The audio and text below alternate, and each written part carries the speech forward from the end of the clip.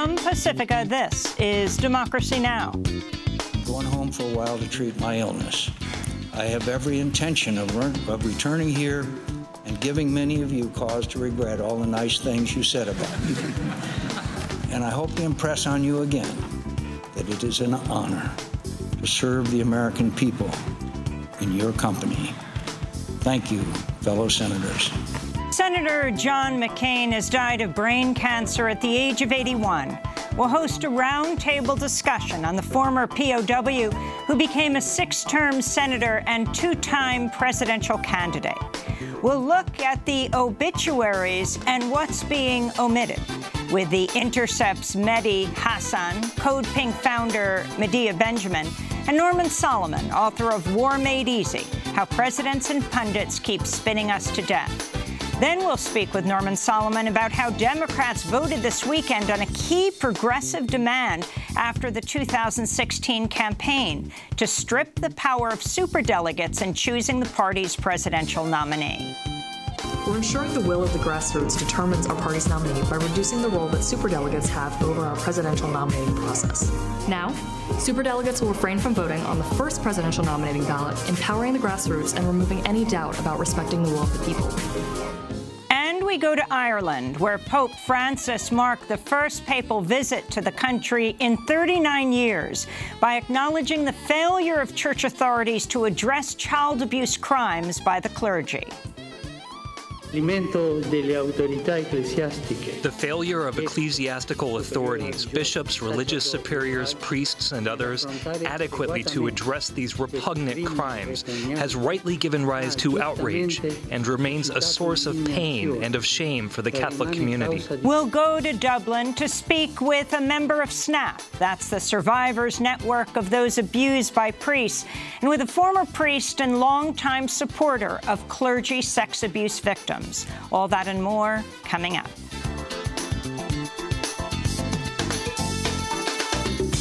Welcome to Democracy Now!, democracynow.org, the War and Peace Report. I'm Amy Goodman. Republican Arizona Senator John McCain has died at the age of 81. The senator and 2-time presidential candidate was battling a malignant brain tumor for over a year. On Friday, his family announced he was ending his treatment. He died Saturday afternoon at his home in Arizona. Senator McCain served as a naval pilot in the Vietnam War, spending 5 years as a prisoner of war after his plane was shot down in 1967. He spent 2 years in solitary confinement and twice attempted suicide. He eventually signed a statement he would forever regret, a confession admitting to, quote, crimes against the Vietnamese country and people. This experience made John McCain a lifelong opponent of torture. Yet upon his release and return to the United States, he wrote an article expressing support for President Nixon in the U.S. bombing of Cambodia. After McCain's election to the U.S. Senate in 1987, he consistently promoted war and U.S. military intervention abroad, including in the first Gulf War, Afghanistan, and Iraq. In 2008, McCain ran for president, vowing to deploy a surge of U.S. troops to Iraq. McCain was also known for reaching across the aisle and working with Democrats on some key issues. In 1995, he worked with John Kerry, a Vietnam War veteran who opposed the Vietnam War, to provide political cover for President Clinton to normalize relations with Vietnam. Last year, McCain famously voted thumbs down against the repeal of the Affordable Care Act. He also recently opposed CIA Director Gina Haspel's nomination because of her role in post-9/11 torture. Former Presidents George W. Bush and Barack Obama will eulogize McCain at his funeral at the National Cathedral on Saturday. CNN's reported McCain did not want President Trump to attend. We'll have more on McCain's political legacy after headlines. In Chicago, Democratic Party officials voted Saturday to vastly reduce the power of superdelegates in choosing the Democratic Party's presidential nominee. The new rules voted on at the National Committee's summer meeting will prohibit superdelegates from voting on the first ballot of the presidential nominating process at the party's convention. The change comes after the highly contentious role of superdelegates during the 2016 Democratic Democratic primary between former Secretary of State Hillary Clinton and Vermont Senator Bernie Sanders. We'll have more on the Democratic Party vote and superdelegates later in the broadcast. Pope Francis traveled to Ireland, where he met with survivors of sexual abuse by Catholic priests and acknowledged the grave scandal of church sexual abuse. It was the first papal visit to Ireland since 1979. This is Paul Redman, one of the abuse survivors who met with Pope Francis. We're looking for unqualified, wholehearted apologies. And certainly we got one today from the Pope, but whether that will translate into a huge official apology from the Church is another matter. But it's whether that translates into actual actions. That's what really matters to us. That's what really matters to us and to survivors around the world, and to 1.2 billion Catholics around the world who are desperate to see their own church actually finally just confess and atone for their sins, and it's long overdue. Pope Francis himself is now facing calls to resign after a former top-ranking Vatican official released a 7,000-word letter Sunday claiming the Pope knew about allegations of sex abuse by high-ranking Cardinal Theodore McCarrick, but failed to punish him. Pope Francis has refused to comment on the accusations. We'll have more on the Pope's visit to Ireland later in the broadcast. The Trump administration says it's cutting more than $200 million in aid to the West Bank and Gaza. Palestinian leaders are denouncing the move, accusing the Trump administration of weaponizing humanitarian aid. This is Wassel Abu Youssef of the Palestine Liberation Organization. The United States of America and President Trump's administration is blackmailing and putting pressure on the Palestinian people. This decision cuts the aid, including the last $200 million. We were completely expecting it under the policy of blackmailing and threatening that the United States of America practices, and in the context of passing what is called the deal of the century. The cuts to humanitarian aid comes after the Trump administration already withheld $65 million in funding for UNRWA, the UN agency that provides humanitarian aid to Palestinians. They cut that earlier this year. The United Nations has issued a new report calling for Burma's top military generals to be investigated for genocide against Rohingya Muslims. This is Christopher Sidoti, a member of the independent fact-finding mission. The fact-finding mission has concluded on reasonable grounds that the patterns of gross human rights violations and serious violations of international humanitarian law that it has found amount to the gravest crimes under international law. These have principally been committed by the military, the Tatmadaw. The mission has concluded that criminal investigation and prosecution is warranted, focusing on the top Tatmadaw generals in relation to the three categories of crimes under international law: genocide, crimes against humanity, and war crimes.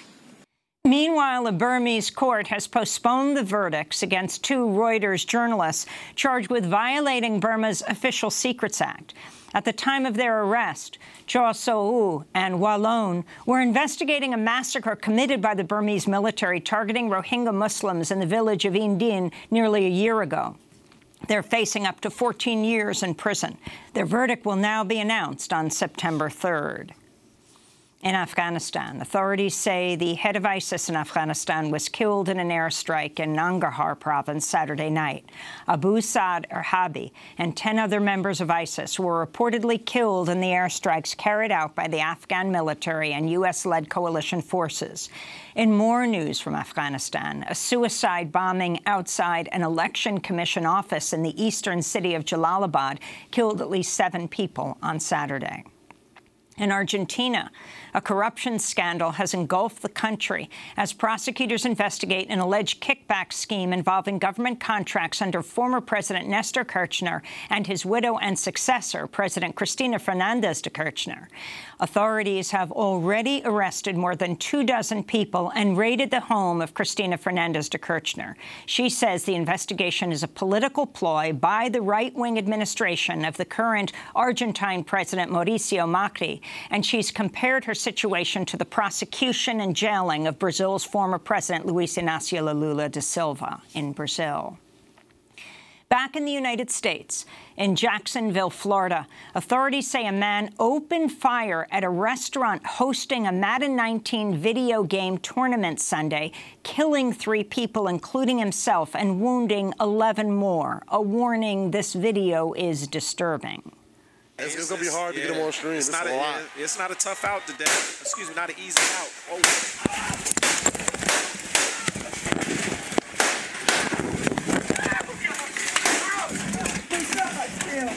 Oh, what did he shoot me with? Oh. This video was streamed live. Authorities say the shooter was a 24-year-old man named David Katz from Baltimore. Sunday's shooting occurred only 2 days after another shooting in Jacksonville, Florida, at a high school football game.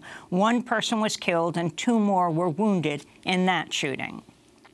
Across the United States, a prison strike continues nationwide as prisoners demand better food, fair pay for work, and an end to what they call modern-day slavery.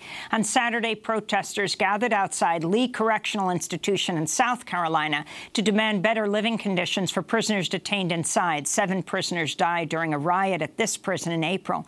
Meanwhile, at least 6 people are continuing a hunger strike inside the Northwest Detention Center in Tacoma, Washington. My name is Murat Azaniev. I'm on a hunger strike 4 days, on a dry hunger strike. I don't drink, I don't eat because of my medical issue. I'm 8 months here in Tacoma, a little bit more in USA. On Saturday, about 100 students and protesters gathered at the University of North Carolina, Chapel Hill for competing rallies near the site where the students toppled the Silent Sam Confederate statue a week ago, a night before classes began. During Saturday's protests, a handful of white supremacists marched with Confederate flags, while a much larger group of anti-racist protesters celebrated the removal of the Confederate statue and shouted, "Nazis go home." 7 people were arrested. This is University of North Carolina doctoral student Maya Little speaking on Democracy Now! Last week. She helped spark the movement to topple the Confederate statue when she poured red ink and her own blood on the monument during an earlier protest in April. What is actually unlawful and disrespectful is forcing black students to study on a campus with buildings named after slave owners, to study on a campus in which the forefront was a memorial to the people who enslaved their ancestors, who continued to disenfranchise, murder, and commit violence towards them in the 1920s and during Jim Crow. To see the whole interview with Maya Little, go to DemocracyNow.org.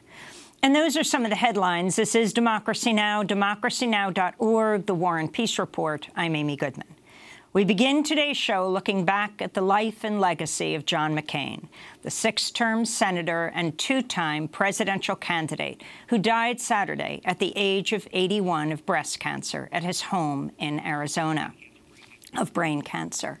John McCain began his decades-long political career after he was a naval pilot in the Vietnam War, where he spent more than 5 years as a prisoner of war after his plane was shot down in Hanoi in 1967. He spent 2 years in solitary confinement and twice attempted suicide. He eventually would sign a statement that he would regret, that was a so-called confession admitting to, quote, crimes against the Vietnamese country and people. This experience made him a lifelong opponent of torture. As recently as May, McCain opposed the Trump administration's nomination of Gina Haspel as director of the Central Intelligence Agency. Haspel's a 33-year CIA veteran who was responsible for running a secret CIA black site in Thailand in 2002, where at least 1 prisoner was waterboarded and tortured in other ways during her tenure. Yet in 1973, upon McCain's release from being a prisoner of war and his return to the United States, he wrote an article expressing support for President Nixon and the U.S. bombing of Cambodia. After McCain's election to the U.S. Senate in 1987, he consistently promoted war and U.S. military intervention abroad, including in the first Gulf War, Afghanistan, and Iraq, as well as Iran. Here is Senator McCain joking about bombing Iran at a 2007 campaign event during his presidential bid against Barack Obama. that old Beach Boys song, Bomberan?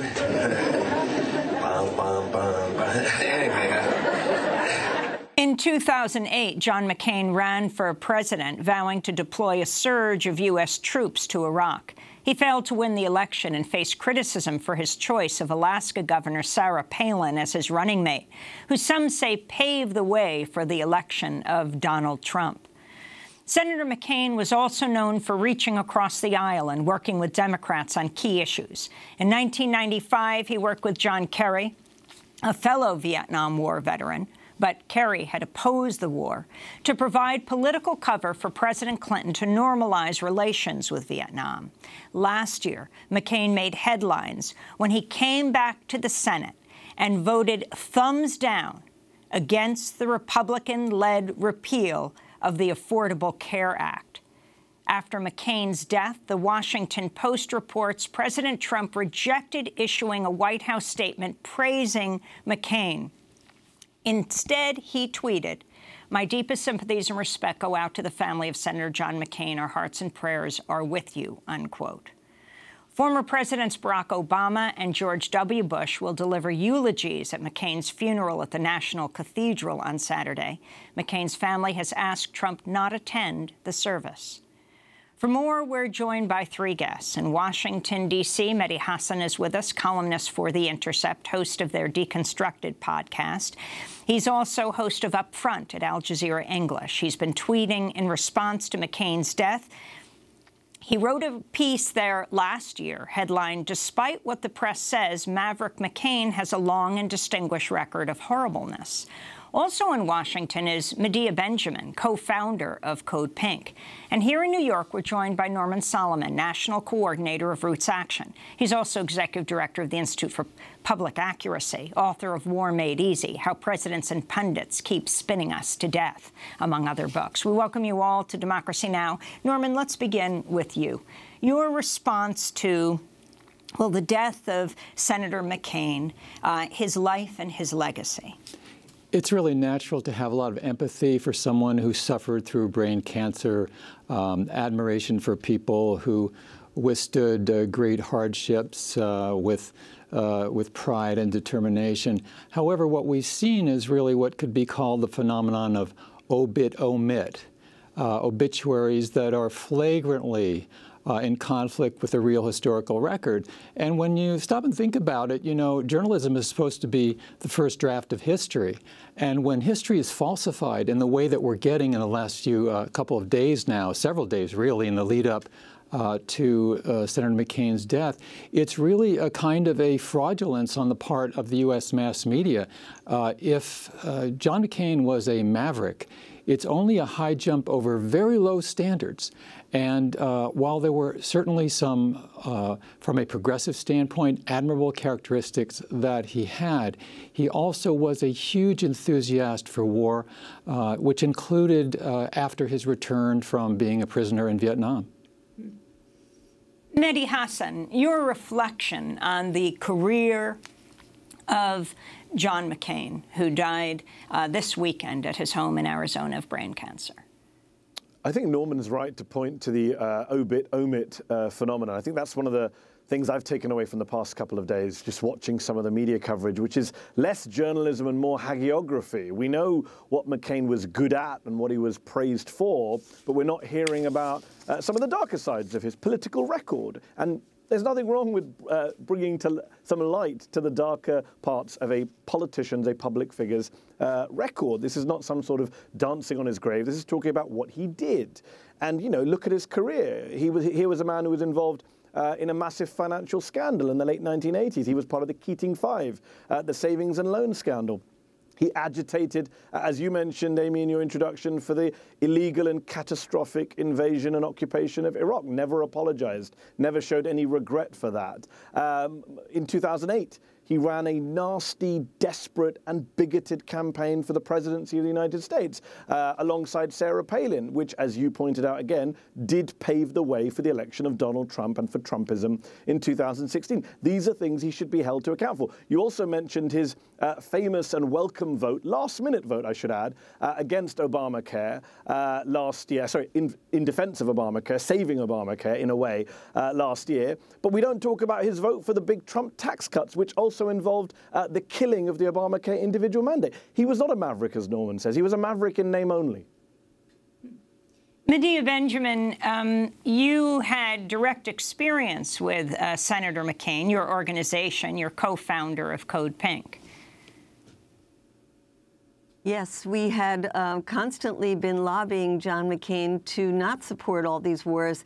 Amy, I think it's so horrible to be calling somebody a war hero because he participated in the bombing of Vietnam. I just spent the last weekend with Veterans for Peace, people who are atoning for their sins in Vietnam by trying to stop new wars. John McCain hasn't done that. With his life, what he did was support wars from not only Iraq, but also Libya. He called John Kerry delusional for trying to make a nuclear deal with Iran. And so threw his lot in with the MEK, the extremist group in Iran. He also was a good friend of Mohammed bin Salman and the Saudis. There was a gala for the Saudis in May when the Crown Prince was visiting, and they had a special award for John McCain.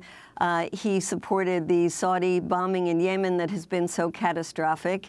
And I think we have to think that those who have participated in war are really heroes if they spend the rest of their lives trying to stop war, not like John McCain, who spent the rest of his life supporting war. Norman Solomon. And we really have to fault the mass media of the United States, not just for the last few days, but the last decades, pretending that somehow, by implication, almost that John McCain was doing the people of North Vietnam a favor as he flew over them and dropped bombs. You would think in the hagiography that we've been getting about his role in a squadron flying over North Vietnam that he was dropping, flowers or marshmallows or something. He was shot down during his 23rd mission, dropping bombs on massive numbers of human beings in a totally illegal and immoral war.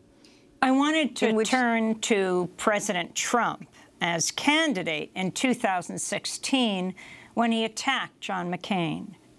Somebody should run against John McCain, who has been, in my opinion, not so hot. And I supported him.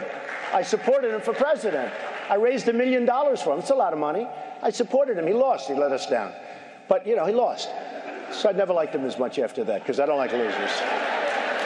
But Frank, let me get to it. He hit me. He's not a war hero. He's a war hero. He's a war hero. 5.5 years. He's a war hero because he was captured. I like people that weren't captured, okay? I hate to tell you. Mehdi Hasan, I like people who weren't captured, says now President Trump. I mean, what are your views of John McCain? It was a disgraceful remark from a draft-dodging then-presidential candidate Donald Trump. But let's be clear, the Trump-McCain rivalry animosity, which the media have been focusing on a lot, especially this morning with the flags back at full staff at the White House, and, this Washington Post report about Trump refusing to call him a hero and changing the statement and not saying anything positive about McCain. I mean, look, that is Donald Trump being the petty man-child that we know he is. And in fact, John McCain benefited from the fact that Donald Trump hated him because it made him even more popular with the media, who could play this. The media loves, rows and personalities and disagreements. So the idea of McCain being this anti-Trump figure was great for them. And Trump and McCain obliged by giving them great rhetoric attacking Trump. But when you look at the record, if you look at the actual voting record that 538 put together, McCain voted with Trump 80% of the time since 2016. He wasn't some great rebel in actions. The thing about John McCain was he was great at rhetoric. The actions didn't always match the rhetoric, and that is what the media gave him cover for. Norman's right. The media have a lot to answer for when it comes to McCain. McCain cultivated the media. A lot of reporters on Twitter over the last couple of days have been saying he was their friend, which is a weird phrase to use for a politician. And McCain himself called the media my base. That's how he got his reputation as a maverick. That's how he's getting all this hagiographical coverage right now on the cable news channels from right and left alike. I'd like to go back to 2015, when then Senate Armed Services Committee Chair, Senator John McCain, lashed out at Code Pink protesters who were calling for former National Security Advisor and Secretary of State Henry Kissinger to be arrested for war crimes. Our guest, Medea Benjamin, was one of the protesters whose voice is clearly audible.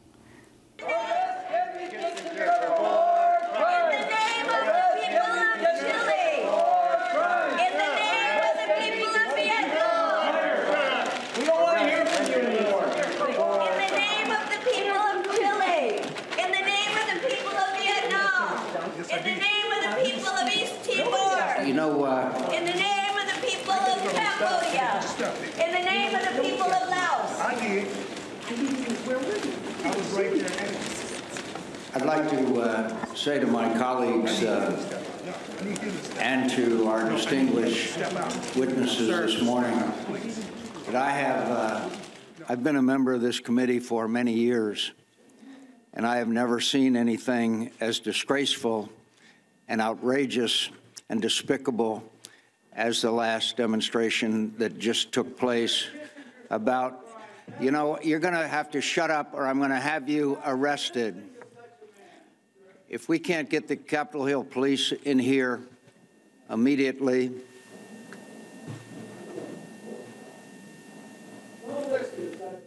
get out of here, you low-life scum.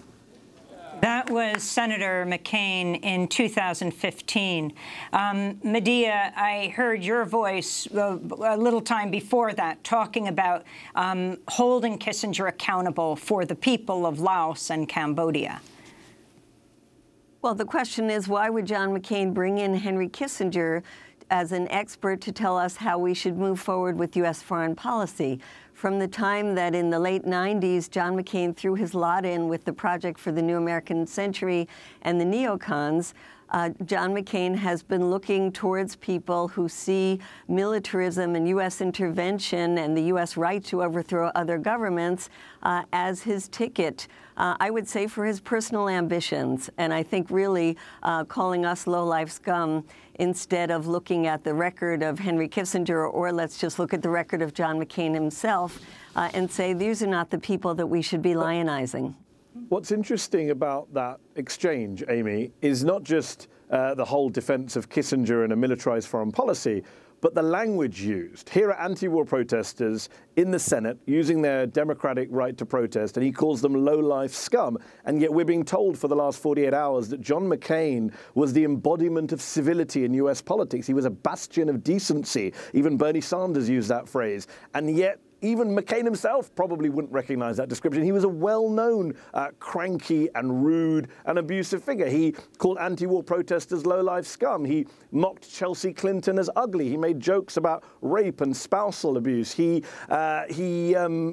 famously called his Vietnamese captors gooks and said, "I won't apologize for that." He used the C word against his wife in public. He has a long history of not behaving in a civil manner. He ran a presidential campaign in 2008, Amy, where at the rallies of McCain and Palin, people shouted out, "Terrorist, traitor, off with his head, kill him," in reference to Barack Obama. Today we condemn Donald Trump for holding rallies where they say, "Lock her up." Where is the condemnation of those rallies in 2008 that John McCain presided over? I want to turn to John McCain in 2008, as you're describing. But this was in New Hampshire at a town hall meeting when he defended his presidential opponent, Barack Obama, his rival, in the face of constituents spouting racist conspiracy theories. This is a clip. I've got to ask you a question. I do not I can't trust Obama. I have read about him, and he's an Arab. He is not. No, ma'am. He's a decent family man, citizen that I just happen to have disagreements with on fundamental issues, and that's what this campaign is all about. He's not. There are so many levels to address this on, Mehdi Hasan, if you could start. Yeah, I mean, look, I've been thinking about this clip a lot for the last couple of days. It's gone viral. It's had millions of views on Twitter, and it's being held up by a lot of people as, you know, McCain's moment of nobility in 2008, where he defended Barack Obama, compared to Donald Trump, of course, who spread Bertha conspiracies about Obama being a secret Muslim. And, you know, some of us have criticized that. I've always found that clip uncomfortable, to say the least, because even if you give John McCain the benefit of the doubt and say it was a spur-of-the-moment, off-the-cuff response to the woman, he didn't address her point that Obama was an Arab. There is this weird disjunction where she says he's an Arab and he says, no, he's a decent family man, which seems to say that, well, hold on, are Arabs not decent family men? Now, McCain defenders would say, no, he wasn't referring to the Arab point. He was preempting her line about she was going to say he was a terrorist or a non-citizen. But the point is, there was that prejudice already back then in 2008, well before Donald Trump, in the Republican base, this animosity towards Muslims, towards Arabs, towards foreigners. And John McCain never took the opportunity, certainly not in that exchange, to question the underlying bigoted premise, in the way that Colin Powell did, for example, at the same time. He went on TV at the same time, Powell, and he said, look, is Barack Obama an Arab or a Muslim? No, he's not. But so what if he is? That "so what if he is" was never said by John McCain. In fact, John McCain ran a campaign in 2008, which, again, I'll say it again, we keep forgetting and airbrushing, in which Obama was presented to the American people as a terrorist, as a friend of terrorists. That's outrageous. Norman Solomon. Well, there's a spectrum of problems here. I mean, if you go to the broader one that Mehdi was just talking about, we've had a whole history from George W. Bush through Barack Obama to Hillary Clinton of people saying, oh, we support Muslims. Muslims are part of the American family, while those same leaders are slaughtering Muslims in Afghanistan, in Libya, in Iraq, and hoping to do it in many cases elsewhere in the Middle East. So this whole notion that you say a few platitudes and that justifies your militaristic and really mass murderous, truly, foreign policy is a problem. When you get to that specific clip, which has gotten huge play in the last 48 hours. The reality is that even more disturbing than the off-the-cuff response from Senator McCain is the approach from the mass media of the United States, which seems clueless. Just, it's an irony-free zone, absolutely not addressing what the real message or a key part of that message was, which is if you're an Arab, then you're not a decent family man. But if you're a decent family man, then, oh no, you're not really an Arab. What an ugly, corrosive, and truly racist message that is. And the significance of the major funeral memorial at the National Cathedral this weekend, that President Bush will eulogize McCain, President Obama will eulogize McCain, and people are now saying that McCain made clear he didn't even want Trump there. Yes, well, Trump is another brand of militaristic foreign policy that I think has to be opposed just as much as the particular brand that his buddy Lindsey Graham and McCain himself embodied. There's been a lot of coverage in the Washington Post and elsewhere in the last day bemoaning that with McCain gone, the traditional militarism from the Pentagon and the CIA and so forth won't be as strong against Trump. And it's simply, in a way, a falling out between McDonald's and Burger King. These two factions of the Republican Party are both so vicious and so militaristic, embodying what Dr. King called the madness of militarism. And what's so really ironic about the whole kind of McCain-Trump split on policy, when it comes to foreign policy, the Trump administration is the most hawkish administration we've ever seen when it comes to Iran. We're seeing them now ramping up efforts to target Iran in terms of breaking out of the Iran deal, in terms of appointing this new office at the State Department to keep an eye on Iran. You've got Iran hawks at every level of the Trump administration. If Donald Trump in future years, God forbid, does go to war with Iran, well, if John McCain had been alive, he'd be egging Donald Trump Trump on. We know that. We saw the clip at the beginning of the show where he was singing jokingly about bombing Iran. So, yeah, I think Norman's spot on to say, the actual difference is there when it comes to the mass murderous foreign policy between a Trump and a McCain. Not that much. And the fact right now the White House is flying its flag at full staff, whereas in places like the Washington Monument, they have them lowered. Medea, the New York Times 538 reports McCain voting with Trump 83% of the time. Well, that's right. I think we should really look at this in the larger context of the glorification of militarism, the way McCain was in favor of the expansion of NATO, threatening towards both China and Russia. This is all in the benefit of the weapons industry. We can see Lockheed Martin doing a eulogy, which they did for John McCain. So let's remember, we want to thank those who don't fight in wars, the conscientious objectors, the peacemakers, and recognize John McCain as a symbol of the glorification of military that we have to fight against. I want to thank you all for being with us. Medea Benjamin, co-founder of Code Pink. Mehdi Hassan is with The Intercept, where he hosts the Deconstructed podcast. And Norman Solomon with Roots Action Institute for Public Accuracy. Norman, I'd like to ask you to stay with us to learn about this, well, epic vote in the Democratic Party this weekend to strip superdelegates of some of their power. Stay with us.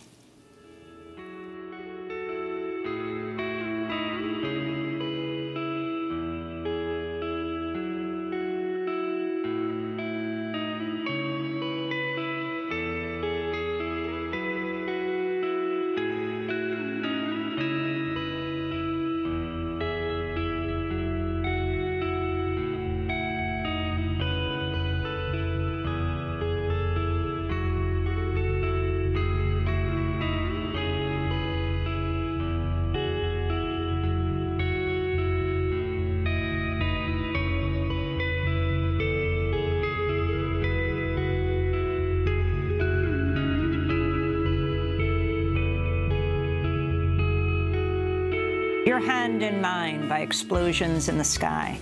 This is Democracy Now!, DemocracyNow.org, the War and Peace Report. I'm Amy Goodman. We turn now to the future of the Democratic Party. After a major debate, Democrats have voted on a key progressive demand after the 2016 campaign to vastly reduce the power of superdelegates in choosing the party's presidential nominee. The vote passed to a huge ovation and cheers on Saturday. All those in favor say aye. Aye. Opposed? The ayes overwhelmingly have it, and the report and the charge, the call, is adopted.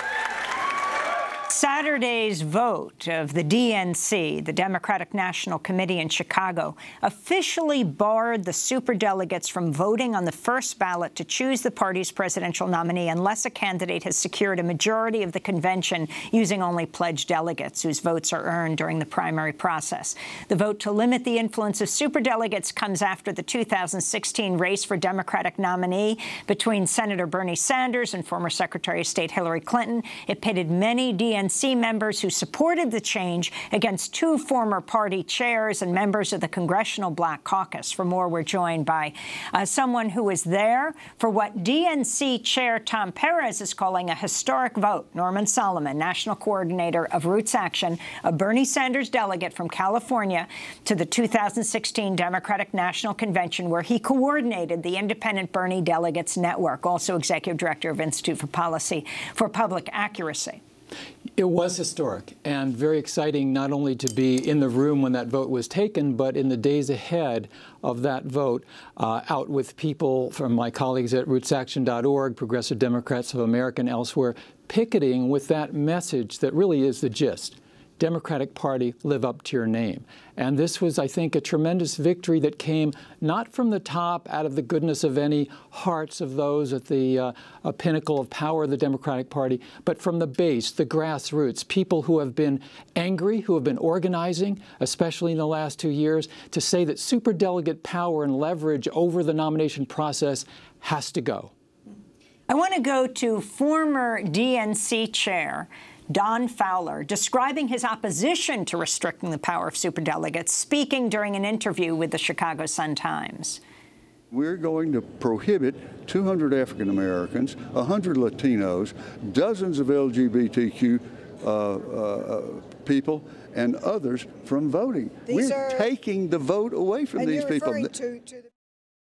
This is former interim Democratic National Committee Chair Donna Brazile describing her opposition to curbing the power of superdelegates in an interview with the Chicago Sun-Times. The question is whether or not automatic or so-called superdelegates, and there's nothing super about us, will be able to vote on the first ballot. The position of many in the party is that we deserve, those of us who are unpledged delegates, we deserve to have a voice in the process. And whether it's at the table with a vote or behind the scenes, raising money for candidates or taking candidates around, we believe that automatic delegates should continue to play a role because we're part of the sauce. We're part of the sauce for victory. That was former interim DNC Chair Donna Brazile speaking after the vote that she opposed. Norman Solomon, talk about this victory and how you organized for it, and the fact that Tom Perez, the chairman of the DNC, voted with you.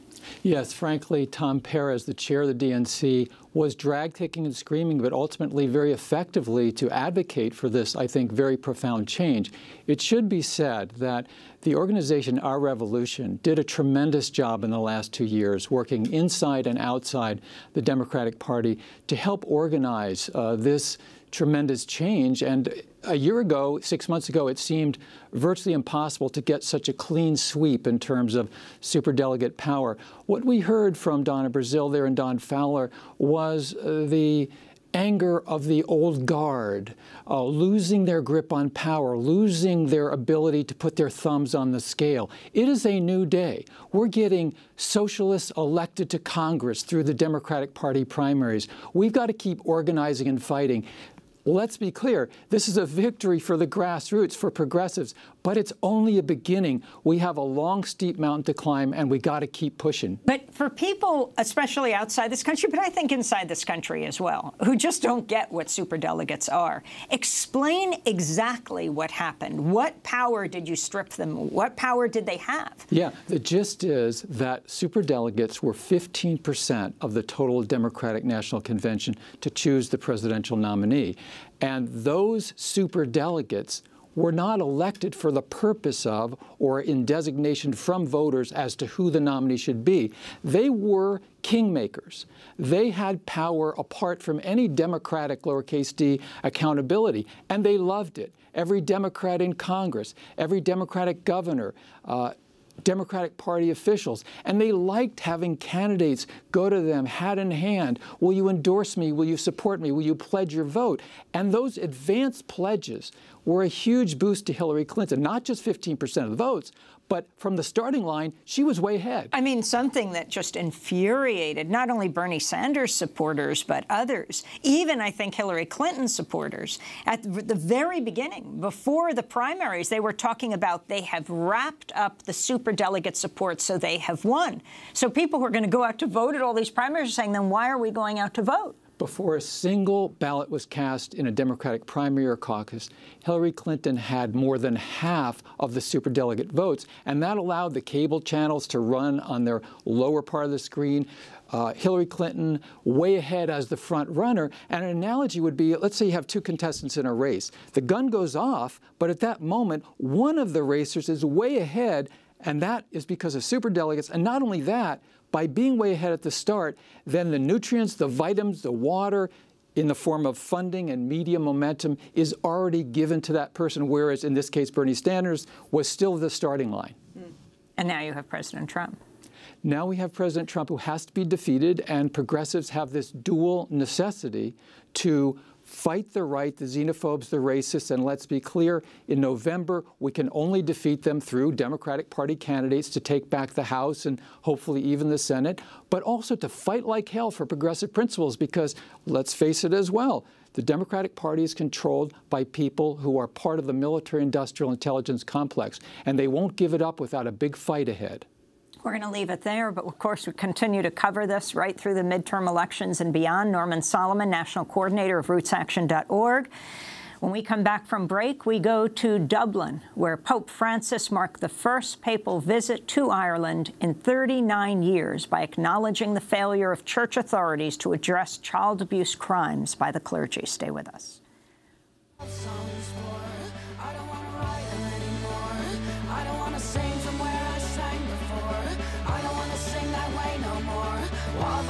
Singing love songs for I don't want to sing them anymore. I don't want to be that girl no more. I don't want to cry no more. I don't want to die no more. So cut me down from this here tree. Cut the road from off of me. Set me on the floor. I'm the only one I should adore. Oh, take me to church. I've done so many bad things that hurt. Yeah, take me to church. But not the ones that hurt, 'cause that ain't the truth, and that's not what it's for. Yeah, take me to church, oh, take me to church. I've done so many bad things that hurt. Yeah, get me to church, but not the ones that hurt, 'cause that ain't Take me to church. Sinead O'Connor here on Democracy Now!, DemocracyNow.org, The War and Peace Report. I'm Amy Goodman. We end today's show in Ireland, where Pope Francis marked the first papal visit to the country in 39 years by acknowledging the failure by church authorities to address child abuse crimes by the clergy. The failure of ecclesiastical authorities, bishops, religious superiors, priests, and others, adequately to address these repugnant crimes has rightly given rise to outrage and remains a source of pain and of shame for the Catholic community. While in Ireland, Pope Francis also asked for forgiveness for the scandal and betrayal felt by victims of sexual exploitation by Catholic clergy. In my prayer before Mary's statue, I presented to her in particular all the victims of abuse of whatever kind committed by members of the Church in Ireland.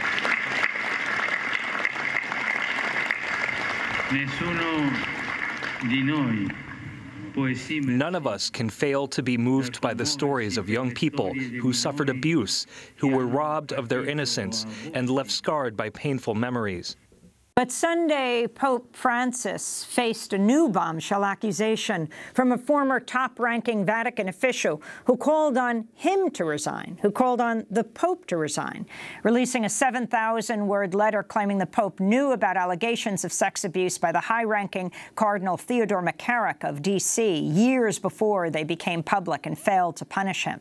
McCarrick faces allegations he coerced men training to become priests into sexual relationships and abused a teenage altar boy. Pope Francis has refused to comment on the accusations. For more, we go to Dublin, Ireland, where we're joined by two guests. Peter Isley is a survivor of childhood sexual assault by a Wisconsin priest, a founding member of SNAP. That's Survivors Network of those abused by priests. He traveled from Wisconsin to Ireland for the Pope's visit. And Thomas Doyle is also with us, former priest, longtime supporter of justice and compassion for clergy sex abuse victims. In 1985, he wrote the policy for bishops to handle sexual abuse. They ignored it. He was expert witness in the grand jury proceedings in Pennsylvania's grand jury report on sexual abuse of children by Catholic clergy members that came out a few weeks ago. They're both part of the organization Ending Clergy Abuse. We welcome you both to Democracy Now! While you're both from the United States, you're both in Dublin. Peter, explain what the significance of this weekend and the Pope's first visit in 39 years to Ireland and what he said to sex abuse survivors. Well, the importance of him coming here was the opportunity he had, which was an incredible opportunity to come here and tell the world not just that he feels bad about sexual abuse of children, because I think we all know he feels pretty bad about it, but what he's going to do about it. And that he didn't tell us. And so we're leaving Ireland, and once again, we have absolutely no idea what he's going to do. And the record on what he's done is not good at all. And I think for survivors and for everybody, We're way past the time where feeling bad about it, which is fine, feeling bad about it is okay. Now we've got to move on to what you're going to do about it. And you can see from the chaos that's going on with the former papal nuncio, there's so much confusion and so much chaos right now. You can see really the culture that needs to be changed. It's the Vatican culture. And I don't know what confidence anyone can have in this management team that has covered up child sex crimes and continues to cover it up around the world, that they're somehow going to fix it. They're not going to fix it. Somebody else needs to fix it. And that's why we need grand juries like Pennsylvania all over the United States, governmental commissions like Australia and elsewhere to intervene on behalf of children around the world and do what they're supposed to do, which is to investigate child sex crimes. Pope Francis met with 8 Irish survivors of clerical, religious, and institutional abuse, including Paul Redmond, who said Francis spoke Spanish during the meeting and condemned corruption and cover-up within the church as caca, a Spanish word for human excrement. Other people took a turn then, and he came back at the end and apologised to all of us for what had happened to us. And the thing that really shocked us all was when he was talking to survivors about cover-up and corruption in Rome itself. He literally referred to these people as caca, and his translator again was kind of shocked and asked the Pope to clarify, and the Pope literally did some hand gestures and said, caca, they are filth in a toilet. And he literally called these people. And we were stunned with that, and we felt that was a really important thing for him to do in the face of not just what happened in Ireland, but in the face of what's happening around the world and the grand jury in Pennsylvania, obviously, last week. That was a huge movement for the church, and I hope this is the start of something new within the church. There's been a lot of false dawns, there's been a lot of empty promises and a lot of talk. So one of the people who was in the meeting with the Pope, Thomas Doyle, you founded Ending Clergy Abuse. You're a priest. You've been recommending for decades what the church should do. What is your response to what the Pope said and what you think needs to happen? Well, first off, I was not in the meeting with the Pope. Secondly, I did not found Ending Clergy Abuse. I'm a member, but I did not found it. But I can give you my response to what he said, and it's just more talk. I don't care what he says. I've been involved in this now for over 30 years and heard, every which way from Sunday. They apologize, they make excuses and everything else. Well, it's time for that, way past time for that to end and something concrete to be done, because the problem still exists. A number have said, and reflecting on these 30 years, is that they just don't get it, and they're not going to get it. So where the progress is going to happen isn't by the church or by the hierarchy. It's going to happen in the courts in the United States and in other countries where they're facing a power they cannot control. And that power, such as in the state of Pennsylvania, is speaking loudly, and they will make moves and things will happen that will force the church to act appropriately. And that's the only way it's going to happen. They're not going to do it on their own. It's got to be forced. Can you talk about, Thomas Doyle, what is happening now with the attack on the Pope by the, as he called the Papal Nuncio, the former Vatican ambassador to Washington, D.C., who's now openly turned against the Pope and said he should resign? Well, I read the letter, and I've known for some time that there are some fairly vocal and strong opponents to the reforms that Francis wants to bring about in a number of areas. I see the letter as primarily political, and they used the sexual abuse issue to float that boat. So I'm really not all that concerned about that. That's political. That's going to probably burn itself out before too long, although there'll be a lot of rhetoric about it. And I find it a bit offensive that it was a distraction from the real issue, which is the worldwide sexual abuse that's still going on and needs much more than apologies and nonsense of that nature. Peter Isley, I'm sorry, I said Father Thomas Doyle had founded Ending Clergy Abuse, but it was you. Is that right? Oh, that's fine. That's fine. So I wanted to... Yeah, no, I mean, he could have been a founder. So I wanted to ask you about the latest news that Missouri is investigating, like Pennsylvania did, clergy abuse of children. Also, you have said that the priesthood is the only occupation in civil society where you can rape and sexually assault children and remain within your occupation. Explain and tell us what are the steps that you need to happen now. Sure. Well, first of all, you know, survivors are incredibly cheered, as everybody should, that finally, in places like Missouri, because I can tell you there's been an immense amount of harm to children over the decades in Missouri by predator priests, and there has been a lot of cover-up, as there has been everywhere around the world. Every diocese and religious order, and states are cut up into different dioceses, religious orders are cross-geographical, has a mountain of documents detailing the sexual abuse of children, as we saw in Pennsylvania, and the cover-up of those crimes. And it's no good for them having those documents. We need to see those documents. And I'm telling you, in every diocese around the world, that's criminal evidence. That's direct criminal evidence of child sex crimes and the cover-up of child sex crimes.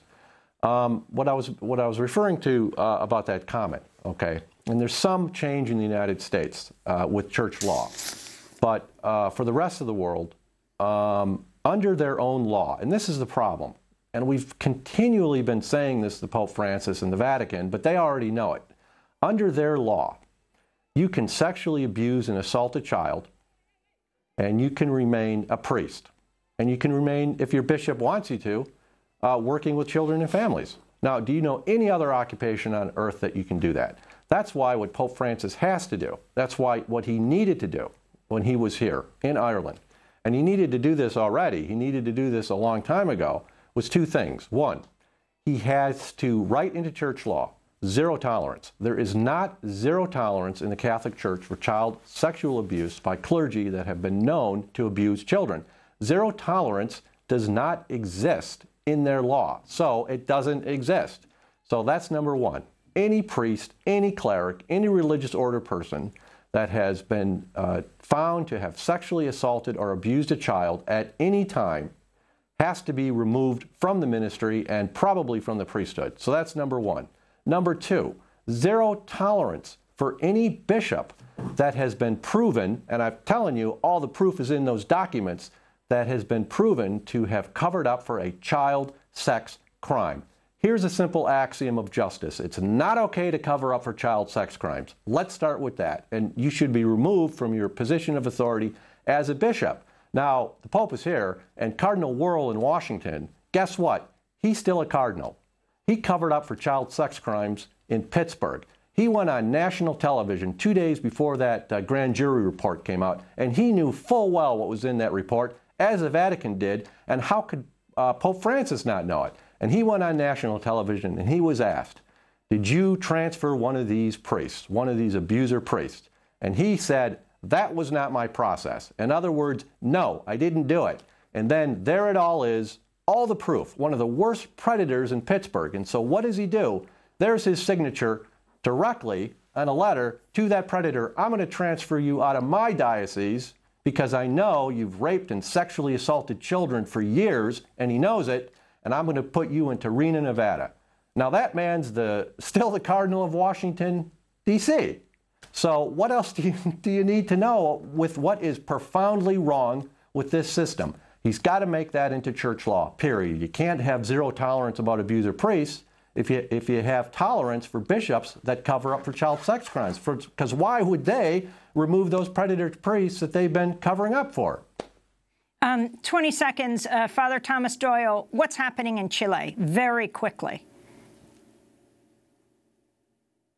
In Chile, there's an awareness on the part of the lay people about the corruption on the part of the church hierarchy. They're making their anger known. They're making their anger known not only about the sexual abuse demanding area all of bishops corruption, resign. but in all areas of corruption.